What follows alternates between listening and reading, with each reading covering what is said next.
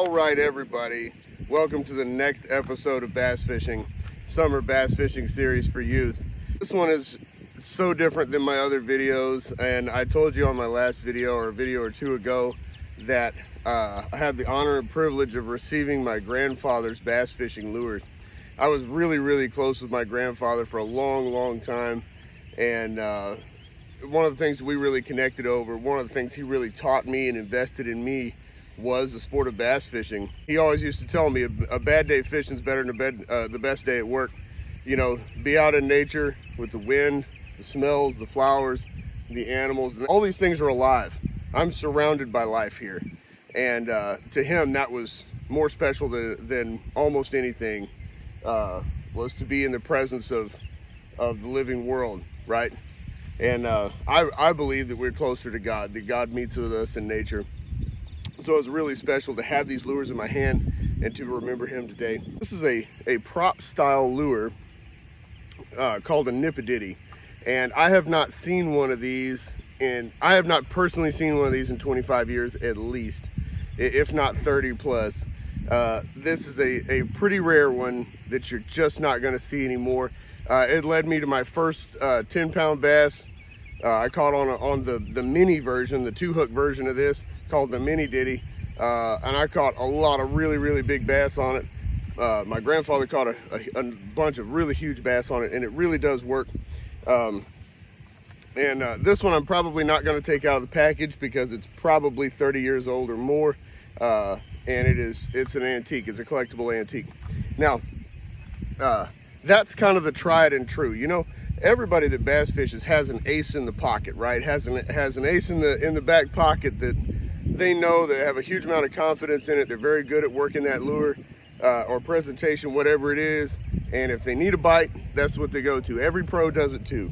And that was my grandfather's ace in the back pocket. Was that one right there. He had a fresh one in the box, ready to go when he needed a bite. This was his other favorite lure. He had probably 25 of them in his boxes. And this one here is made by a company called Smithwick. It's called the Devil's Horse. Now I've got a white one tied on here, a pearl color, which I have never seen. I didn't even know that they made a pearl color. This is the heavy size Smithwick Devil Horse. This is the smaller size. This is a color here that I never knew existed. I have never seen this color before until about 10 minutes ago when I was going through his boxes. It's a gold over blue. I've seen the chrome ones, but I've never seen a golden one before. It says on the box how to work a Smithwick Devil Horse.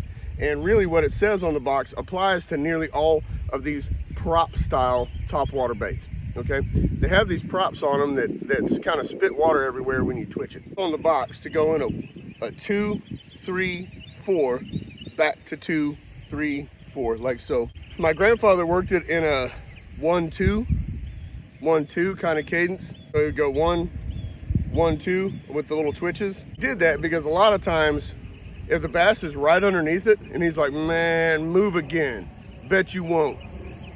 Twitch it once, boom, they hit it. So it's always nice to have a 1 twitch in there.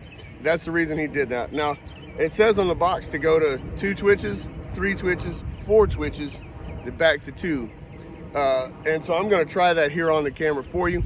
Jimmy Houston, who's another pro angler that I learned from for a long time on a video series, he fished it in a 1-2 or a 2-3, like that, but he would always return to 2. This is an antique. This thing's probably twice as old as I am. One of the first things you want to do with most topwater bait, as soon as it hits the water, let the ripples kind of die down around it. Hopefully you can see that lure. There's 1, 1, 2, 1, 2, 3, 1, 2, 3, 4. Now we're going to go back to 2. 1, 2. Now I'll show you a 1-2, which is what I typically do. No surprise, because that's what my grandfather did. 1, 1, 2. Now I'm going to show you Jimmy Houston's retrieve, which was a 2-3. He worked his pretty darn fast. 1, 2, 1, 2, 3, 1, 2, 1, 2, 3. You can work this real fast, and if you start getting blow-ups, cool, keep it moving. If you fish it for 10 or 15 minutes and you're not, go down to the 1-2 retrieve and slow things way down. Fish that for 10 or 15 minutes, 20 minutes, and if you're not getting bit, go to the 2-3 and kind of go with a medium retrieve. Mix things up a little bit and wait for those bites to come, and that's when biology tells you what it wants.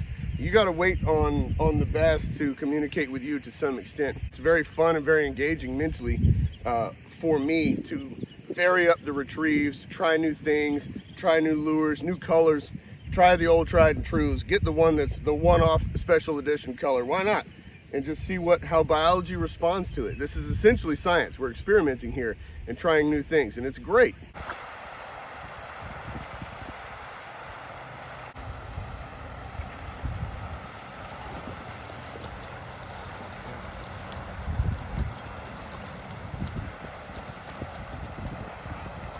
Here's where, well, first of all, whoa.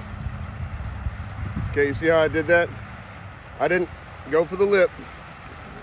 When it starts to wiggle, I can pull those hooks away from me. Ah, there we go.